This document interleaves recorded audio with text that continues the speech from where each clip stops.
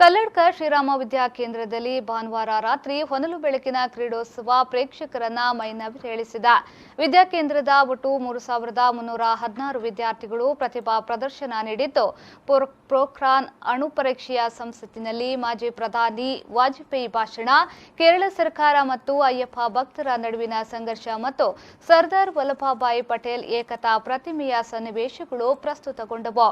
Kalladka doctor Prabhakar Bhat ನಿರ್ದೇಶನದಲ್ಲಿ ಸಂಚಾಲಕ ವಸಂತ್ ಮಾಧವ, ಅಧ್ಯಕ್ಷ ನಾರಾಯಣ ಸೋಮಯಾಜಿ, ಸಹ ಸಂಚಾಲಕ ರಮೇಶ್ ಮಾರ್ಗದರ್ಶನದಲ್ಲಿ ಸುಮಾರು 19ಕ್ಕೂ ಅಧಿಕ ಬಗೆಯ ನಾನಾ ಕಸರತ್ತು ಪ್ರದರ್ಶನಗಳನ್ನು ಸೇರಿದ್ದ 1000ಕ್ಕೂ ಅಧಿಕ ಪೋಷಕರು, ಸಾರ್ವಜನಿಕರು ಮತ್ತು ಅತಿಥಿಗಳ ಮುಂದೆ ಪ್ರದರ್ಶಿಸಿದ ವಿದ್ಯಾರ್ಥಿಗಳಿಗೆ ಚಪ್ಪಾಳೆಯ ಪ್ರೋತ್ಸಾಹ ಹಾಗೂ ಜೈ ಶ್ರೀರಾಮ್ ಎಂಬ ಘೋಷಣೆಯ ಬೆಂಬಲ ಕೇಳಿಬಂತು.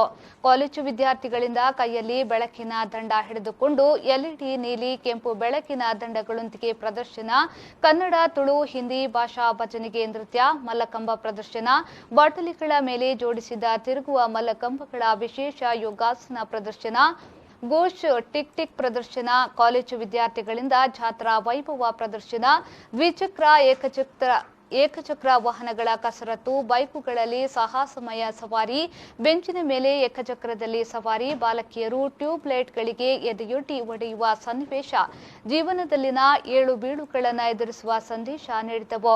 ಪ್ರೌಢಶಾಲೆಯ 935 ವಿದ್ಯಾರ್ಥಿಗಳು ಮೈದಾನದಲ್ಲಿ ಹೊನಲು ಬೆಳಕಿನ ಲಯಬದ್ಧವಾಗಿ ಕುಣಿದು ಕುಪ್ಪಳಿಸಿ ನಿರ್ಮಿಸಿರುವ ರಂಗೋಲಿ ಚಿತ್ತಾರ, ಸಾಲು ಸಾಲಾಗಿ ಕುಳಿತು ಮಾಡುವ ಸಾಮೂಹಿಕ ರಚನೆಗಳು ಗಮನ ಸೆಳೆದವು.